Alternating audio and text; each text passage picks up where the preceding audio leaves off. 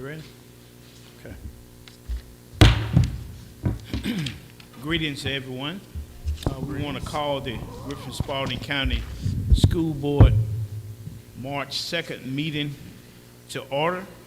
And at this time, we ask that everyone please, ma'am, please, sir, mute or turn off your electronic devices as not to disturb the meeting. And right now, we're going to have Griffin-Spalding County School Spotlight from Mr. Cynthia Brown. Thank you, Mr. Leader, for the opportunity to present to you tonight our March 2021 School Spotlight, which goes to the Kennedy Road Middle School. Let's give them a hand. So the questionnaire for the School Spotlight, they answered as follows. How many scholars attend your school? 500 scholars that attend Kennedy Road Middle School. What is your school mascot? The mascot of Kennedy Road Middle School is the cougar. How many faculty and staff members work at your school? 60. A quote from the principal on why you love being the proud principal of the school. At Kennedy Road Middle School, we know that lives are at stake, so we push our stakeholders to have cougar accountability and to be KRMS committed. As the proud principal of Kennedy Road Middle School, I try to stay connected to my faculty, staff, and other stakeholders because the needs shift and change frequently. I'm excited to be a conduit of change to ensure we continue making progress and continue to change lives every day. What are the good things going on at the school, socially and educationally? Of course, there have been challenges come about as a result of the pandemic, but one of the things we have tried to do is connect with our scholars and give them the opportunities to continue making improvements. Socially, we have opportunities for our students to be engaged in clubs such as Girls Who Code, Young Gents, Kennedy Pearls, and most recently, the Kennedy Road Ambassadors Group. Right now, we also have scholars participating in our athletics program. Educationally, we are working with our leadership team to redesign intervention procedures that will allow us to address the loss of learning and some pockets of performance. And we also plan to celebrate the small wins that we have, to continue trending in the correct manner. Most recently, we had Ms. Trinity Curry, who was awarded a REACH scholarship, and we have consistently had scholars that were awarded those scholarships that will assist far after leaving Kennedy Road Middle School. What is the school doing to promote diversity, equity, and inclusion among scholars, families, and staff? DEI plays a major part in our success, and it is evident in our hiring process and ongoing professional learning. Our staff is reflective of the demographics that we serve, and as principal, I am engaged in an ongoing virtual workshop that is centered around the topic of learning to lead equity-centered learning experiences. We also are preparing our budget for next school year and using the data to ensure subgroups are proportionally funded to eliminate barriers to success, meaning monies are set aside to fund specific objectives and professional learning opportunities centered around social identity, race, equity, and micro-messaging. This is a sensitive topic, yet is important if we all want our scholars to be successful in an ever-changing world. Ladies and gentlemen, boys and girls, tonight we award our school spotlight to the Kennedy Road Middle School. If you will join my colleagues up front for a photo.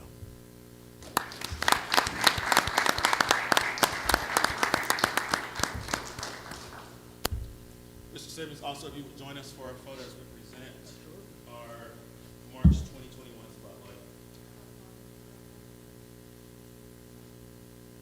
We're definitely excited to work at Kennedy Road has done. Kennedy Road is a seriously impressive District 1 school. So this time we present our 2021 March spotlight to Dr. Gardner at Kennedy Road.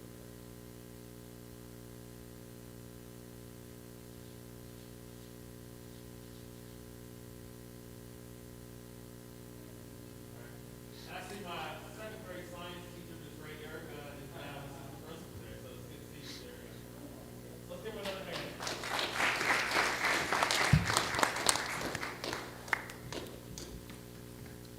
Ms. Aragon helped a lot of folks through math in this system. Thank you. Mr. Brown, right now we are, before I go any further, let me digress and fail to welcome everyone. I want to welcome you. Thank you for coming and being with us. I'd also like to make note that this is Mr. Keith Simmons, first official meeting. So we look forward today. At this time, our prayer and our pledge. Board member Will Dawson will do the prayer, and Micaiah Jones, who is online, he will do our pledge after the prayer. Let us all stand. Let us pray. Father, Lord, we just thank you for this day. Lord, we thank you for Griffin-Spalding County. We thank you for this school system and everyone that is represented. We thank you, Father, Lord, that you will continue to put a hedge of protection around our community amongst the pandemic that we're dealing with. We thank you, Father, Lord, for the good news that we've received for those that want to, teachers that want to receive their vaccination. Lord, as we continue to do business tonight for Griffin-Spalding, please give us your wisdom and direction in all that we do and all that we say. In Jesus' name we pray. Amen.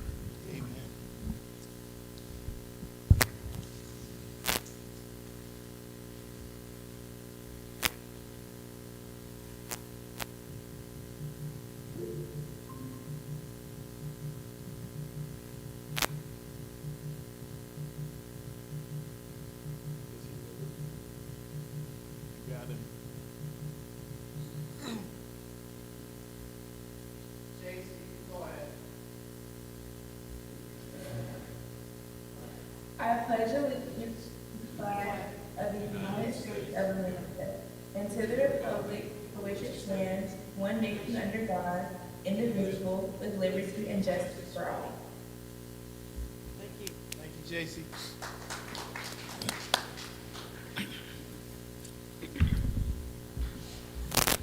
All right, we have our Griffin-Spalding County School System announcement by Mr. Cynthia Brown.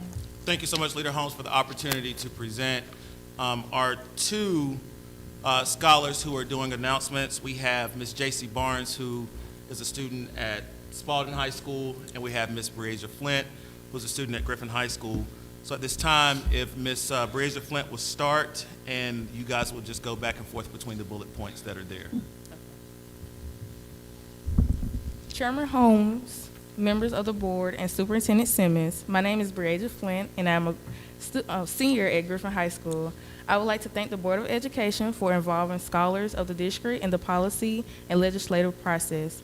The announcements for the March 2nd, 2021 board meeting are as follows. The Griffin-Spalding County School System officially welcomes Superintendent Keith Simmons.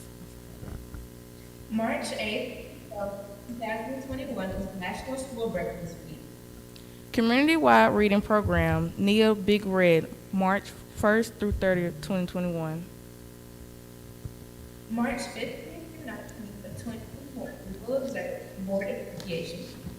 On Tuesday, March 16, 2021, the Griffin-Spalding County Board of Education retreat will be held at 8 a.m. at UGA Griffin.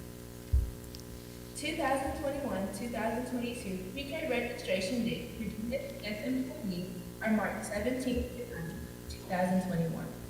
On Thursday, March 18, 2021, the Griffin-Spalding County School System Virtual Teacher Fair will be held from 4 p.m. to 6:30 p.m. 2021 through 2022 pre-K registration dates to the public are March 26th through 31st of 2021. On Tuesday, April 13, 2021, the Board of Education meeting will be held at 216 South 6th Street, Griffin, Georgia, 30224 at 6 p.m.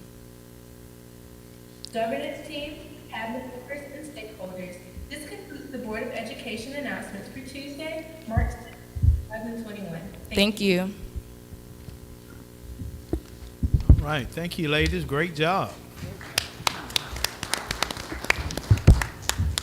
At this time, we're going to ask the board to adopt the agenda. Before we do, I think there's a correction or something that Mr. Brown would like to. Yes, sir. On the adoption of the agenda, if we could, can we pull the item from consent agenda items? Can we pull policy GAE complaints and grievances from second read and put it to action items? The board members having an issue with that? No. So move. At this time, I need a motion as presented and corrected or changed. So moved, Mr. Chair.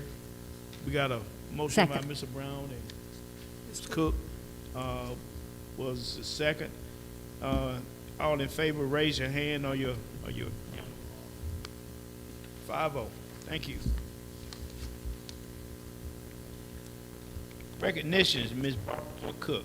Thank you, Mr. Chair. It's always exciting when we recognize our students when they have excelled. And the first recognition is the Griffin-Spalding County School System Spelling Bee winners. And I'm happy to announce that the district winner, and I hope I don't mispronounce your name, Anjana El-Shafi, a fourth grade student at Cowan Road Elementary. Is she here tonight? Yes. Would you stand and take a bow?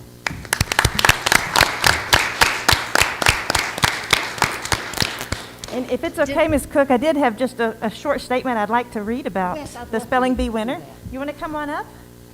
I just keep getting in your way tonight. Come on over, darling. So, a couple of things about the spelling bee this year. This was the first time we had ever held the spelling bee virtually. So it was online, and I think it went pretty well. Would you agree with that? Especially winning, right? Okay. It included vocabulary questions as well, and that was the first time that we have done vocabulary in our spelling bee. And Anjina El-Shafi is a fourth grader at Cowan Elementary School, and she won from all of the 4th through 8th graders that were in the competition.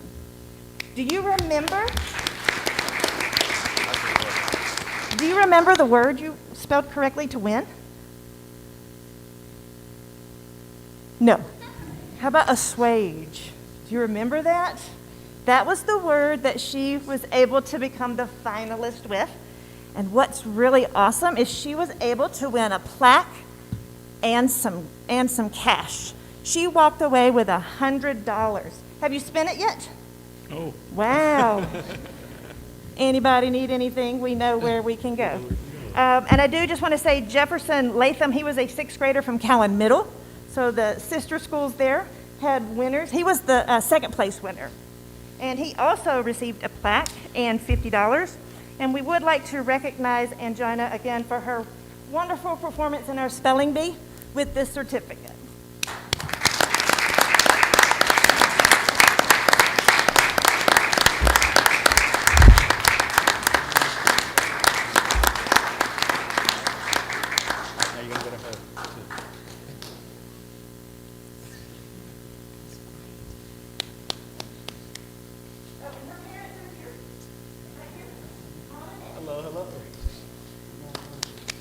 Let's give her another hand.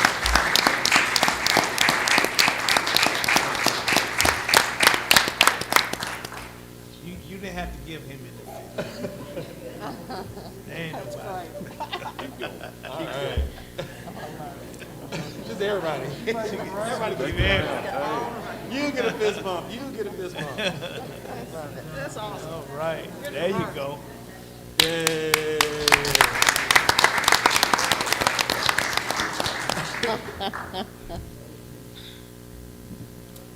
Great. You want to do it again?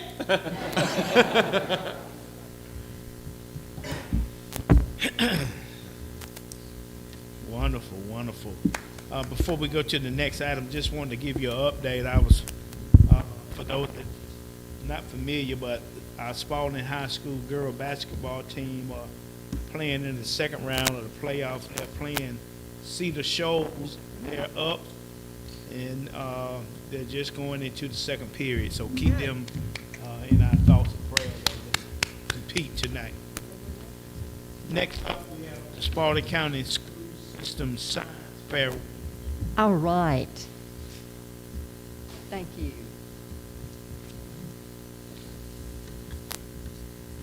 Good evening, everyone.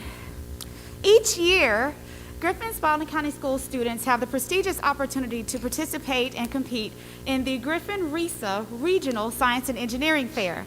Students are judged on by experts in their field in categories that range from animal sciences to mathematics and computer sciences. They're also competing for the opportunity to be able to participate in the Georgia Science and Engineering Fair held in Athens, Georgia, and the International Science and Engineering Fair.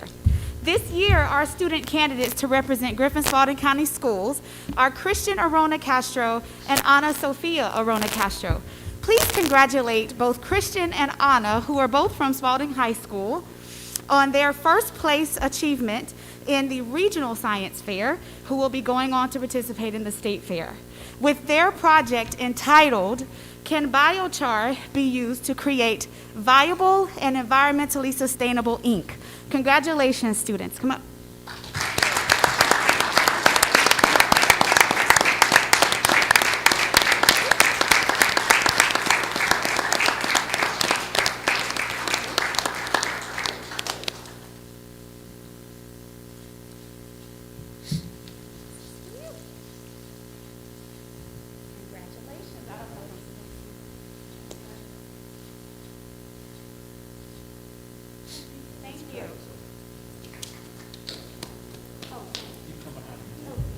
Congratulations.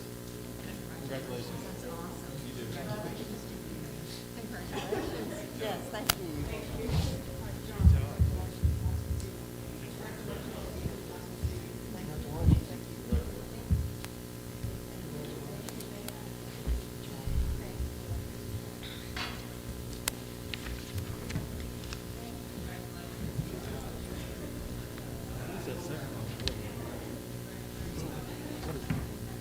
That's the older one. I never could find out what that was. I asked. This is the Mr. Chair, that concludes my report.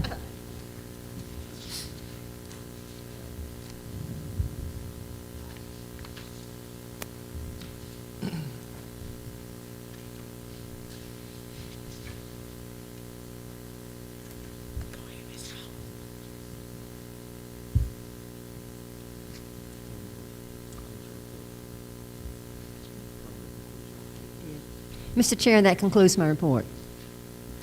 Okay, I don't know what this third one is, Ms. Cook. Griffin-Spalding County School System. That was taken from the agenda, Mr. Chair. That was what now? Taken from the agenda. Oh, It's not okay. on the new All right. agenda. Okay, thank you. All right, at this time, if there's anyone that would like to leave, I know this meeting is so exciting, you don't want to miss a minute of it. But if you need to leave, you can leave at this time. If not, we'll settle in and move on to public comment. Do we have anyone signed up, Ms. Ray? No one? Okay. But at this time, we'll move into our consent agenda.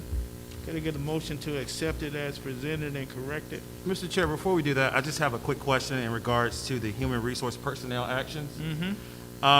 Recently, we have asked for HR to collect data as it relates to why employees leave.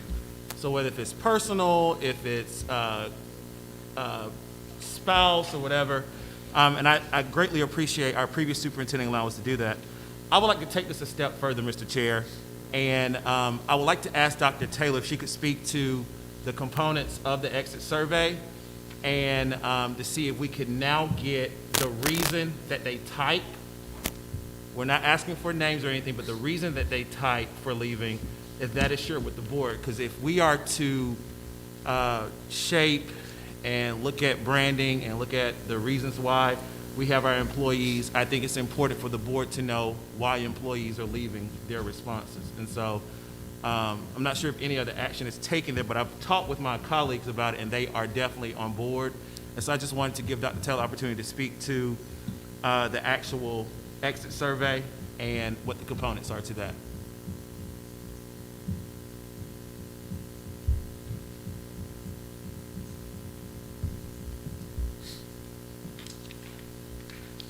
Good afternoon. Good afternoon. And so I am able to speak to the exit survey that we have been utilizing for the last couple of years.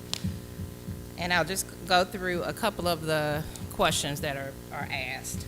So of course, demographic information that includes the location, length of service, one of the questions, would you work with the Griffin-Spalding County School System again in the future? Would you recommend employment with GSCS to a friend? There's a drop down in which people are able to select a reason they are leaving. Some of those reasons include salary and wage, employment conditions, career opportunities, relocation, interest in work, work location, workplace culture and values, family reasons, retirement, supervisor, commute, benefits, and then there's an other category. There are a next couple of series of questions in which the teacher can indicate on a scale from extremely dissatisfied to extremely satisfied. Questions include overall experience, work environment, job or role, terms and conditions such as salaries, benefits, and the such, interpersonal relationships, training and development, management, workplace culture. And then finally, the 18th question is a space where the teacher is able to indicate additional comments. Thank you, that answers my question. Thank you, Dr. Taylor. I would like to make a motion to approve the consent agenda. Okay, we got a motion on the floor. Can we get a second? I will second. Got a second by Leader Dawson. All in favor, raise your right hand on your card. 5-0. Thank you. All right. We, as we know, we have a movement of the grievance complaints to the action item, but we'll start off with our CTAE purchase for aviation maintenance equipment. Dr. Ergel. Good evening, board members, Superintendent Simmons, cabinet, and guests. If you recall, I did come to you last month and I presented a funding request for your approval to purchase a runnable 250 engine as well as landing gear training unit at a cost of $71,505 that would be funded by our Career Tech Perkins funds as well as some local CTA funds. From the time that we got the quote, we came here and got your approval and immediately put in that purchase order. That vendor, Avitech, had received additional orders and informed us that they could not meet our deadline of receiving those items by the end of the fiscal year. So tonight I do come to you asking if we can go with our second place quote from AeroTrain for the same exact equipment. However, it is $8,335 higher. So I do ask if you have any questions about that purchase and if you would approve that purchase.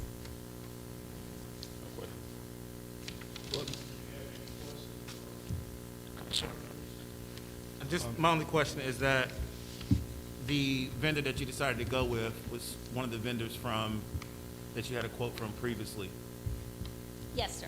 Okay. Yes, we only had 2 quotes that we were able to receive for those 2 items. So it was our second place quote. We did not go with them initially because they were $8,300 higher.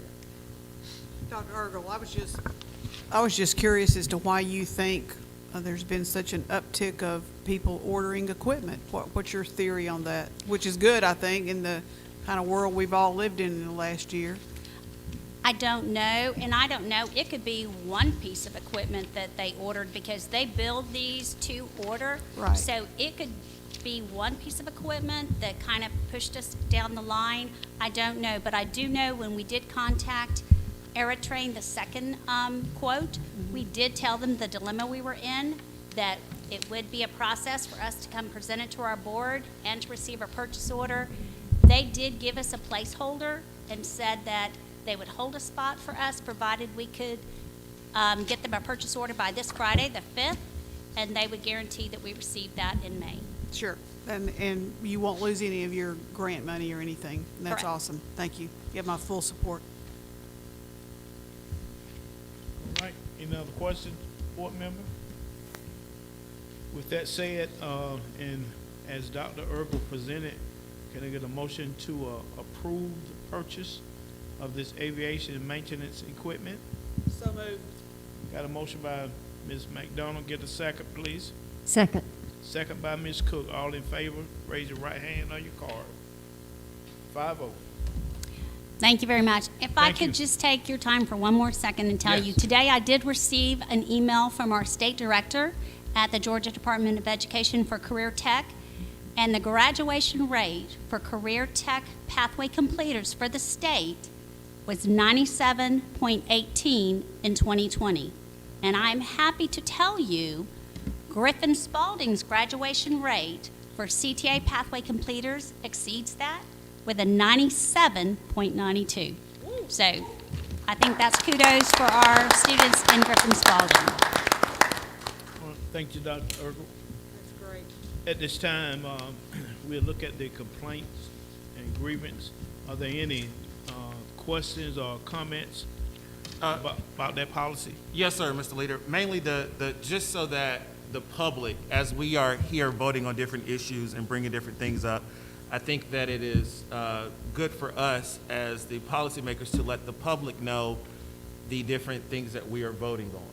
And so, yes, it is a part of the consent agenda, and we moved it to action items just so that we can get an understanding of what the policy was about, to read it, what the policy is about. We have a summary in our packets. And so just for the public, the general public, to understand what this particular policy is about as we put it on Saturday. And so just for the general public to know, with this particular policy, changes to policy GAE were requested to include both certified and classified staff. And during research for another policy, I realized that it was not an equitable policy, a part of our district, to exclude a certain group of people to be able to file a grievance. And so we came together as a board and we determined to strike the word classified and replace it, to strike the word certified and replace with employee. And so we're just making the general public aware of what we're voting on. Thank you, Mr. Leader. All right, thank you. We heard Ms. Brown, and now we need to vote on that complaints and grievance policy. Can I get a motion to accept? So moved, Mr. Chair. Got a motion by Mr. Dawson. Second. Second. Second by Ms. McDonald. All in favor, raise your right hand or your cards. All right, 5-0. All right, next we have a presentation, gifted referral update by Dr. Norman Sauce. Good evening, members of the board. Good evening. Good evening. Superintendent Simmons, good evening, members of the public. I'm here this evening to update the board and the public on a matter related to our gifted referrals, our gifted education referrals, along with participation in our gifted education program. The board might recall that about a year and a half ago, myself and our school district's K-12 director, Ms. Ashley Crawford, co-facilitated a committee where we reviewed our gifted models in use in the district, as well as a number of features related to how our gifted education program works, operates, how children were referred, gained access to the program, and were served when they were in the program. So today's update is kind of building on some of that past information and past updates that were shared with the board about a year and a half ago.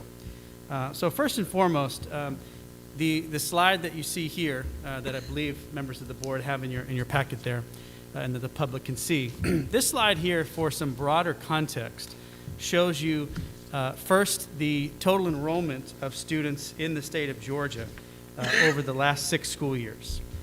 And you'll notice, probably no surprise to the board, no surprise to the public, but you'll notice that the two subgroups served most abundantly in our state are white students and African American students. You'll notice that white students last school year, 2020, represented about 38%, roughly 38% of all public K-12 children in Georgia public schools. African Americans were 36%. You see Asian students 4%, multiracial 4%. Latino students are the third largest subgroup in our state at almost 17%, 16.6%. Our own school district's demographics, which I'll speak to momentarily, are similar in nature in that white and African American are our two largest subgroups, although flip-flopped in our district, and Latino students are our third largest subgroup, followed similarly the subgroups that you see listed there for the state of Georgia. If you go to slide 2, if you would, Mr. Harper, again, for some broader context before we bring it back to the Griffin-Spalding County school system. On slide 2, you'll notice this represents gifted participation by ethnicity in the state of Georgia. And you'll notice that the subgroup that has the largest percentage share of gifted participation in our state is white students at 57.3%. But you'll recall from the prior slide, white students in our state represent about 38% of the enrollment, yet 57% of gifted participation. Conversely, for African American students, you'll notice that 18% of gifted identified students served in our state are African American students, yet African American students represent about 20% more than that in terms of the total enrollment of the state. Asian students represent 11% of participation in Georgia, yet are about 4% of the total population. And then you see Latino students represent just under 9% of gifted participation in our state, yet represent almost 17% of the total enrollment. So in the state of Georgia, there is certainly some disproportionality, a term that you often hear used, in the percentage of children that represent all of the K-12 enrollment compared to the percentage of children that are served in gifted education. And by the way, that is not a Georgia-only problem. If you look at the national statistics around gifted education, although gifted education varies from state to state, you see that disproportionality in many, many states, not only in Georgia. Now, to bring it to the Griffin-Spalding County school system, if you look at slide 3, if you would, Mr. Harper, please. You'll notice on slide 3, this represents our enrollment snapshots taken at different points in the school year, but over the last number of school years. And if you skip to the far right column, just looking at last year, the 2020 school year that just concluded, no surprise to many folks in this room, again, the two largest subgroups in our school district, just like in our state, are African American students and white students. However, unlike the state, African Americans are our largest subgroup and white students are the second largest subgroup. You notice, of course, African American students represent just over 48% as of last year of the total enrollment of our school district. White students represent just under 37%. Asian students, American Indian students are under 1%. Multiracial, just under 5%. And Latino children are 9.3%, our third largest subgroup, just like the state of Georgia. On slide 4, you will notice the percentage of gifted identified children in our school system that are receiving gifted services. And similarly to the state of Georgia, as you saw in those prior slides, you will notice that we do have some disproportionality that is certainly evident and discernible, just as the state. For example, white students represent just under 62%, about 61% of the gifted identified children in our district as of the fall of 2020, yet represent around 37% of the total enrollment in our district. African American students represent just under 25% of the gifted identified children in our district, yet represent 48% of the total enrollment, in fact, our largest subgroup, as I mentioned a moment ago. Asian students represent about 1% of our gifted enrollment as of 2020, multiracial students about 4%, Latino students about 8% of the gifted participation, gifted enrollment, American Indian under 1%. So unlike the state of Georgia, in our school district, our disproportionality really is only about two subgroups, and that's our African American students and our white students, whereas in the state there's disproportionality really for four subgroups: white, African American, Asian, and Latino students. So it bears bringing to bear that is a matter that we are taking close notice of, that we have been talking about the last 2 years, especially since this Gifted Model Review Committee convened and did this very deep dive program evaluation into our gifted education services, as this board I'm sure recalls.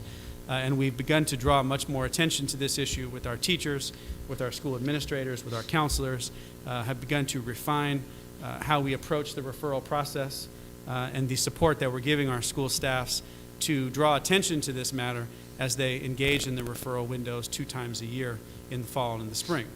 To give you a little bit more understanding of that matter, if you go to slide 5, there's some data that I certainly want to speak to that I think it highlights that we've made some progress on this issue, although of course there's more work to be done and we are not done. So if you'll glance at slide 5, what you'll notice on slide 5 is over the last number of school years, going back to the 2015-2016 school year and all the way up to the fall of 2020, so this most recent fall, this demonstrates for you the number of children that were referred for consideration for gifted eligibility, and that's the top row. And then it also, of course, breaks down those numbers by ethnicity. And you will notice that prior to the 2019 school year, so 2016, 2017, 2018, you'll notice that, there is, again, this disproportionality that I mentioned previously. You will notice that that is there, especially for our two largest subgroups, our white students and our African American students. And what I mean by that, of course, is you'll notice that the percentages of children referred are more heavily for one subgroup and less so for another subgroup compared to their total enrollment in the district. Again, I'm talking about our white students and our African American students. In the 2019 school year, so now 2 years ago, that was the first time in quite some time that we have data for that there was a very minimal disproportionality. As you see, there was pretty equitable distribution in the 40% ranges for both subgroups in the 2019 school year for those children that were referred. Last school year, the 2020 school year, that disproportionality reemerged, which we certainly took note of.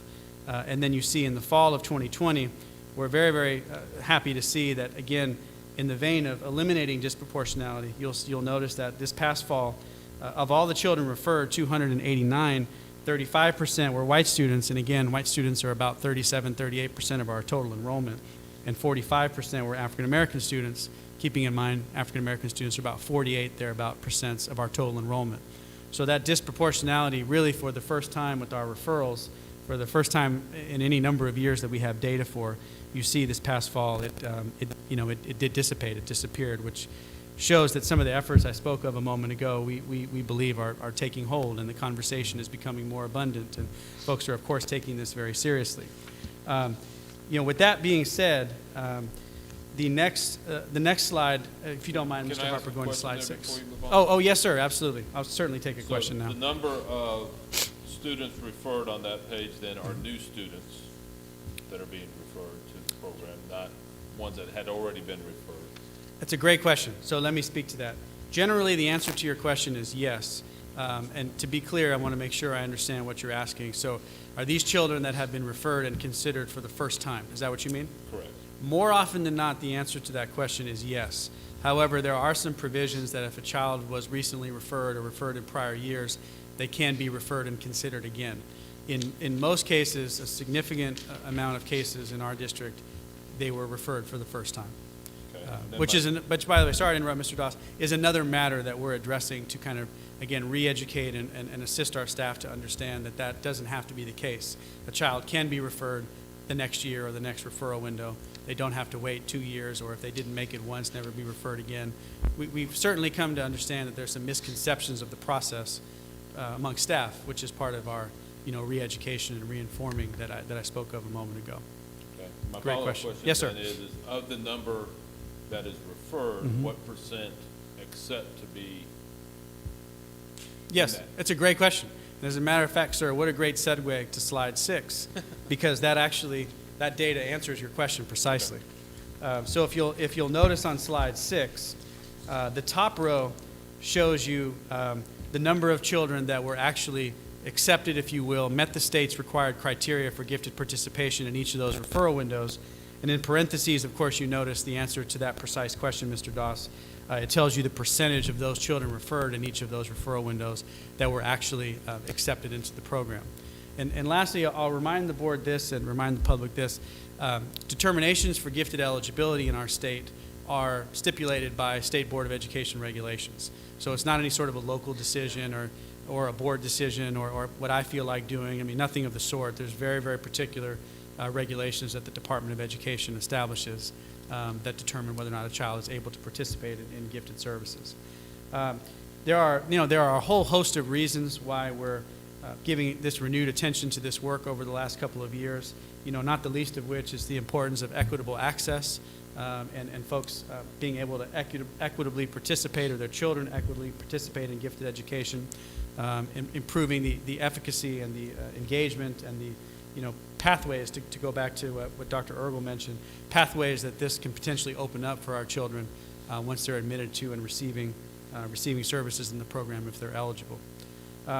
Finally, as well, I'll just remind the board that y'all heard of FTE dollars, et cetera. None of this is about the dollars, but it bears stating that as well, that for any school district, the way school funding works in our state, children who participate in particular programs, including gifted, earn, if you will, the school district a different, additional monies, additional opportunity to hire additional staff, additional allotments. So there is a fiscal benefit, if you will, as a school district increases its number of children that are participating in gifted education, just for additional context and clarity. Yes, of course, Ms. McDonald. Thank you, Dr. Sauce. Yes, I just ma'am. have a couple of questions. Yes, ma'am. When you used the word just a minute ago, misconceptions, what are some of those misconceptions? Well, to unpack a little bit, I think what we came to understand as we met with staff in some of the ways I described, and I don't want to belabor the point, but I personally have met with the leadership teams of every single elementary school to review the steps of gifted education referrals, how it works. Our wonderful program challenge staff have, over the last couple of years, done the same and met with grade level teams during their planning at set times, again, to review the same things.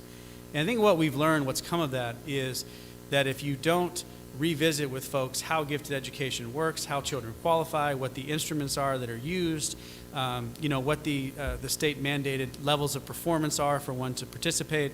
You can't have misconceptions develop about, well, if a teacher doesn't like the child, they don't get in, or geez, why can't we just let them pass on through with the score that they received, or this really isn't as big of an issue as y'all are making out. If I've never seen any data to substantiate that it is an issue. So to be a little more clear, I think we've learned that our staff just had a lot of misunderstanding, and that's not their fault. Sure. That's, in my role, I need to do everything that I can to inform, support, educate, and uplift the capacity and understanding of our staff in all aspects of gifted education. And the PC team, as I referenced, has been a great partner in joining me in that work. And I know Ms. Crawford and Dr. Warren have taken some similar steps with secondary to do the same, which I certainly appreciate. Okay. Does that answer your question, Ms. McDonald? Yes, and I appreciate that. Yeah, yes, and ma'am. we talked about revisiting last meeting Yes. with regard to benefits, and because we all forget, sure. and to be reminded of that frequently, I Sure. think it's to the advantage of everyone. Absolutely. Thank you. My for that second question Yes. is, do we go over this? I'm sure we do in some capacity with regard to new employees. How schooled are they with regard to promoting? Yeah, it's a great question, and I'll answer that for you in this way. So as I referenced, going on 2 years ago, our program challenge staff gladly accepted the mantle to go to each of our schools. Now, this year, of course, virtually, but in prior years, to physically go to each of our schools and meet with the grade level teams and the faculty of each of our elementary schools to review the process, whether you're new or a veteran, of how the referral works, the actual step 1, step 2, step 5, to how and whom and when to refer, under what circumstances. So new staff certainly have been a part of those training sessions. We've created videos as well, by the way, that we've sent out and posted for staff who may have been absent or missed the training session. They've been recorded so that folks can access them off hours. And as I also referenced, I've personally met with the leadership teams of each of our elementary schools to go over the same information and given them training materials and documents to also review with their grade level teams on top of what our program challenge staffs have already done, so that every staff can be reminded on an annual basis, including new staff, of course, of how this process works and why this is so important. And again, we're not perfect, nothing is 100%, but 2 out of the last 3 school years, as you saw in the referral data on slide 5, for the first time in any amount of time that we have any data for, we've addressed the disproportionality in the referrals, which we're going to continue to seek to do for all the same reasons that I already spoke to. All right. Thank you for so the much. question. Appreciate it. Yes, Thank you. Yes, ma'am. Thank you for the question.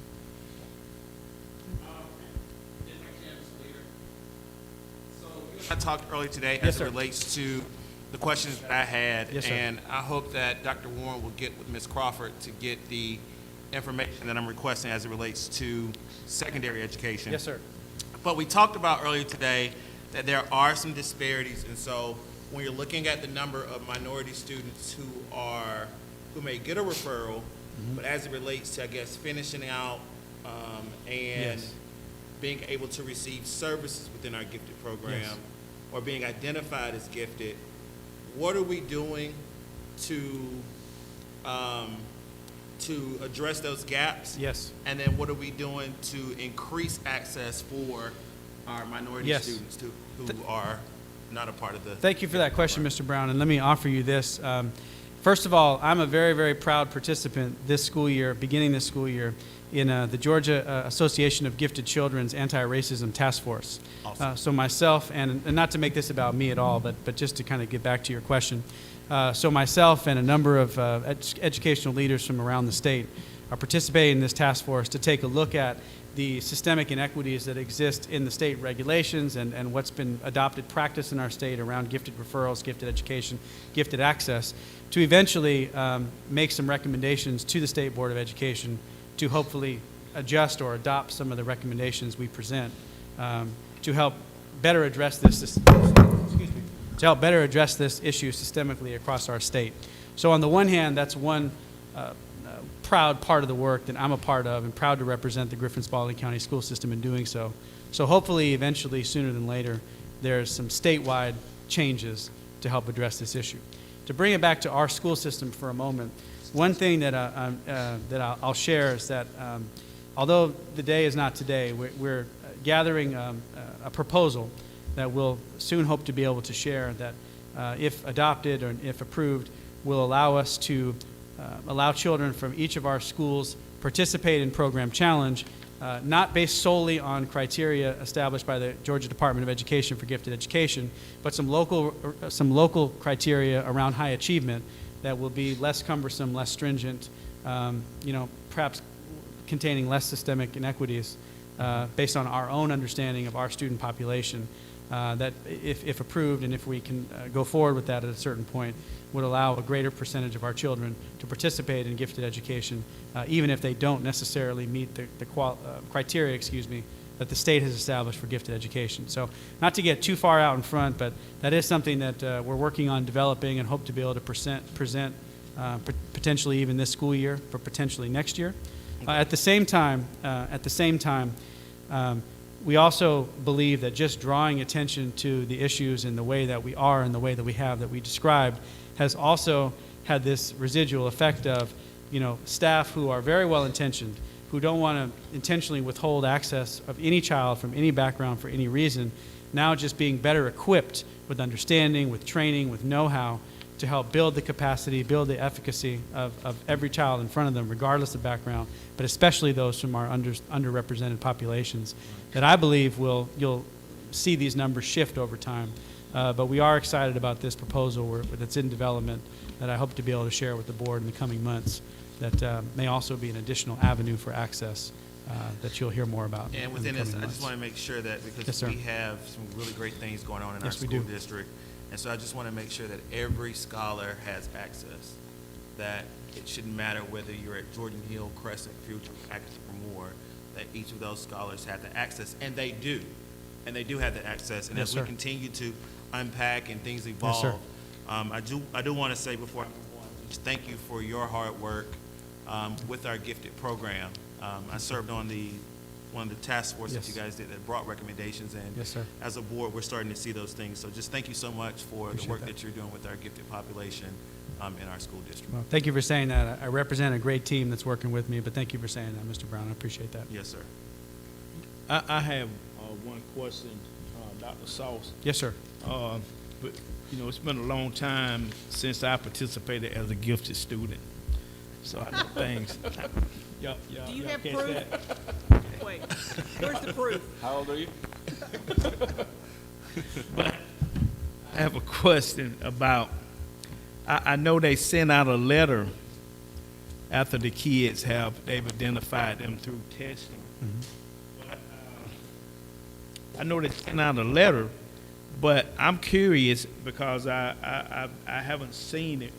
How many parents actually decline their kids participating in the gifted program?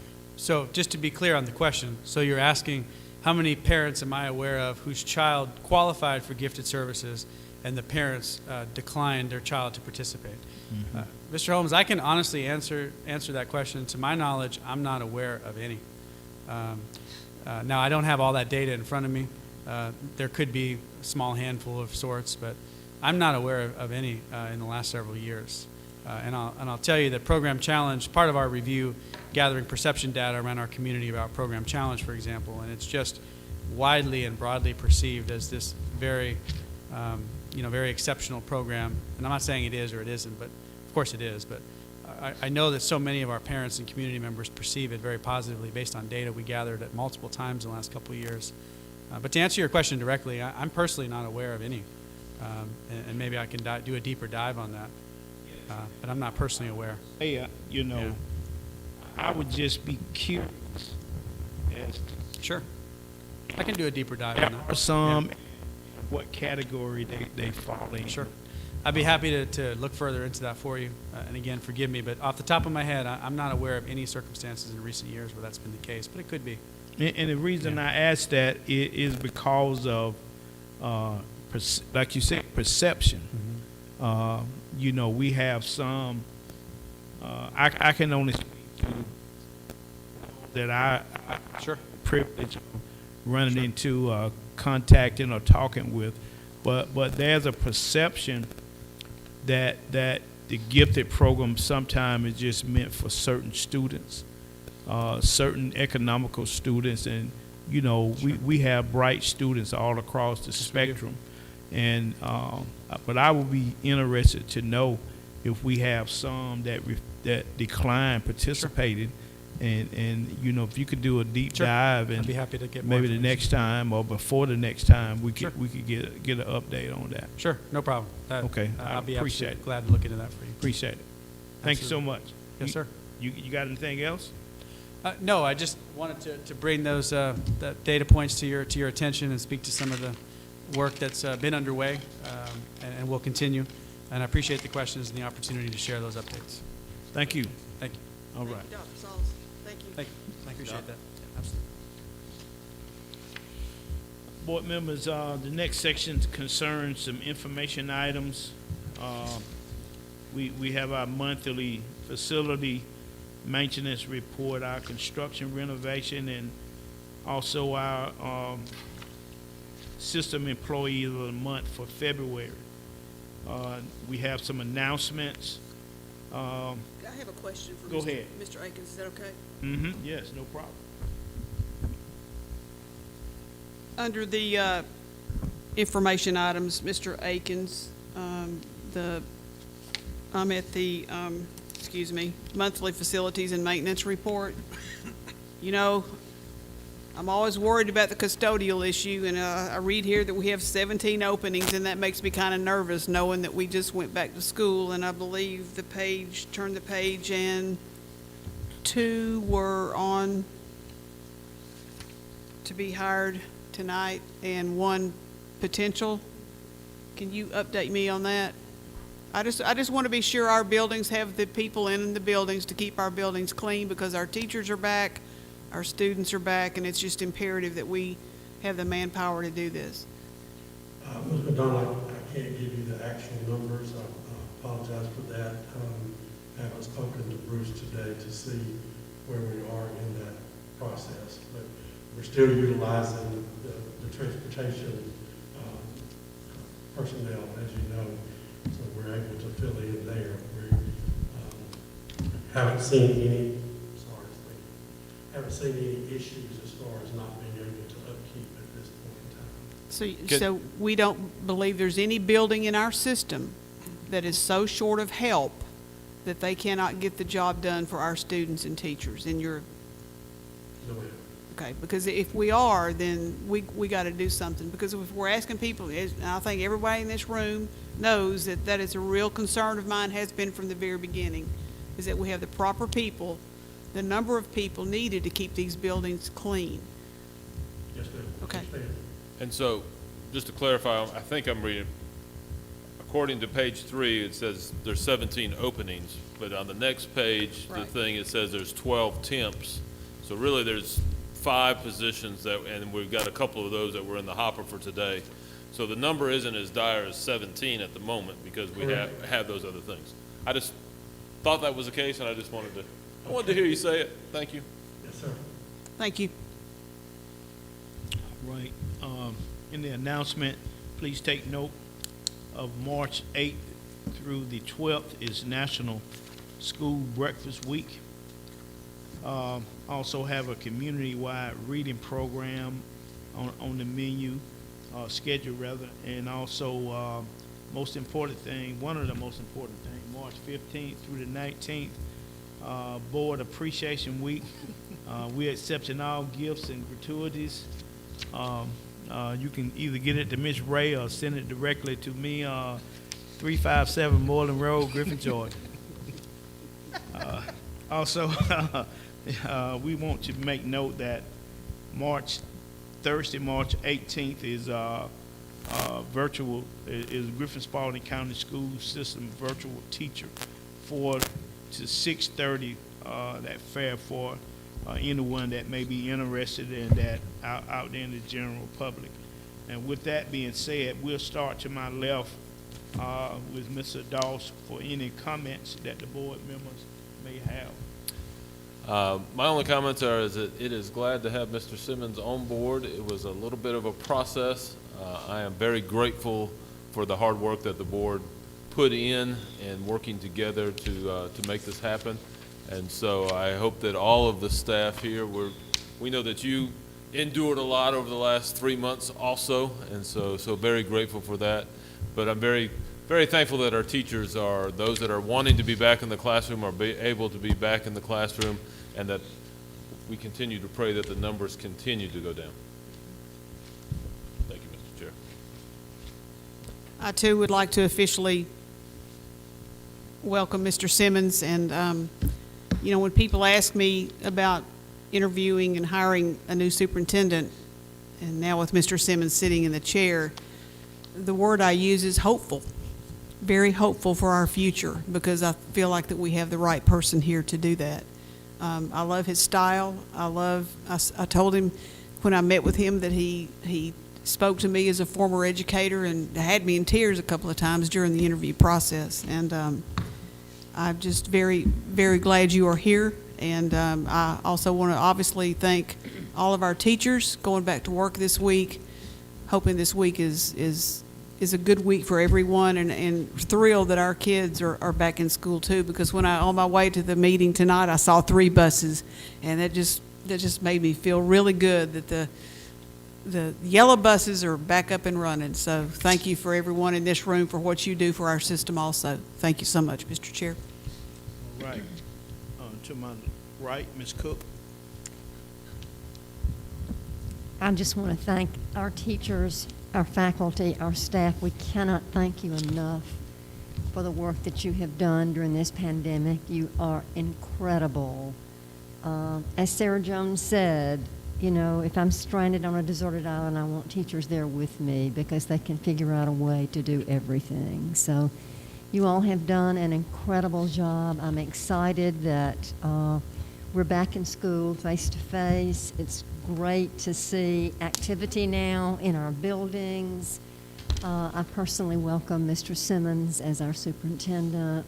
This board is a very excited board, and we are looking forward to breaking new ground for our students, for our community, for our faculty, our staff.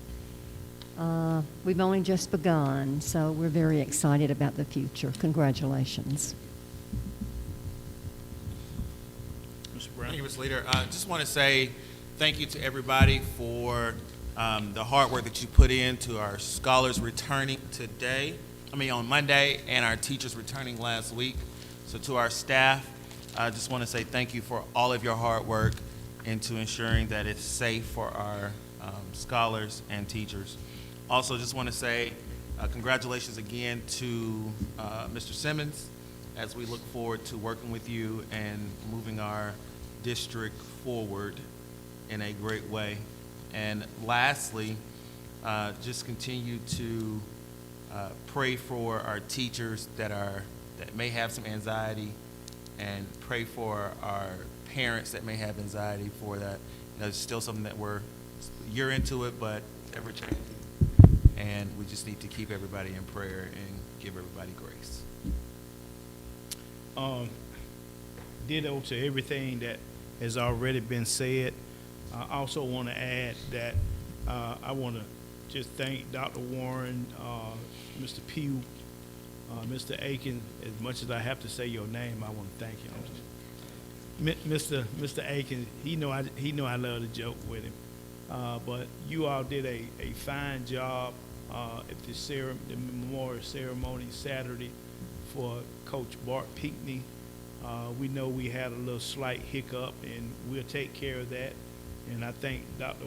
Warren for following it up with the family on that. But that was a wonderful gesture on behalf of our school system. So I want to thank you all for the work that you did and going above and beyond on your leisure time to make sure that happened.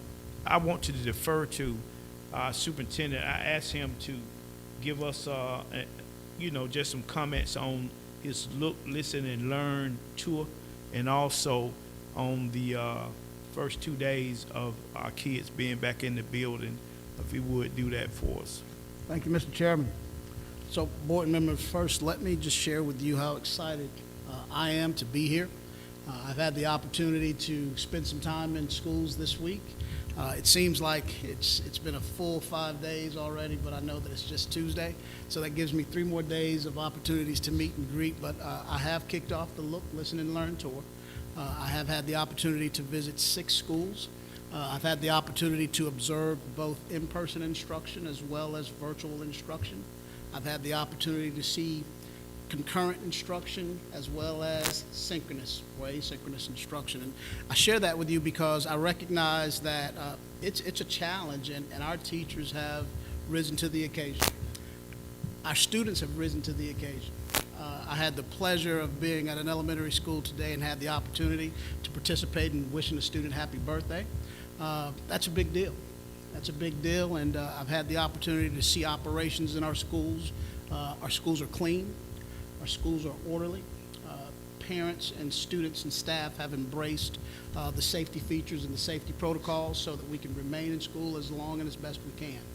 I'll share with you that we will continue to research.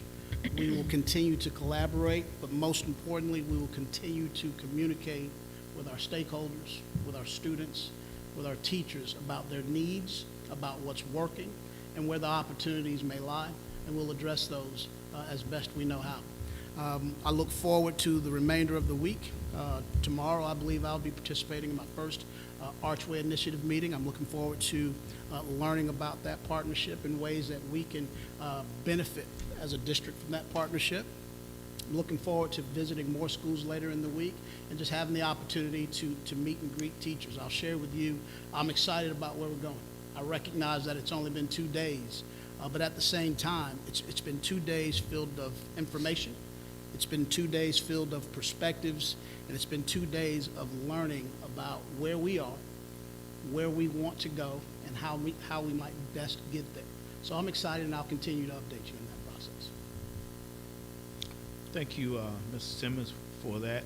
And that Look, Listen, and Learn tour is near and dear to my heart. I think, as you know, and I've told you, building relationships are very important in moving forward. So I thank you for taking that on. We don't have anything for One other thing, Mr. Chair. Pardon me?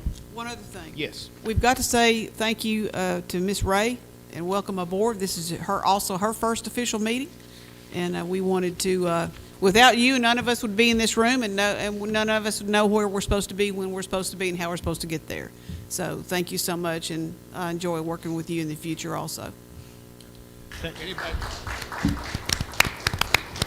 For anybody that's left, Breazer brought cupcakes. So she has red velvet cupcakes in the back. You're welcome to get one on your way out.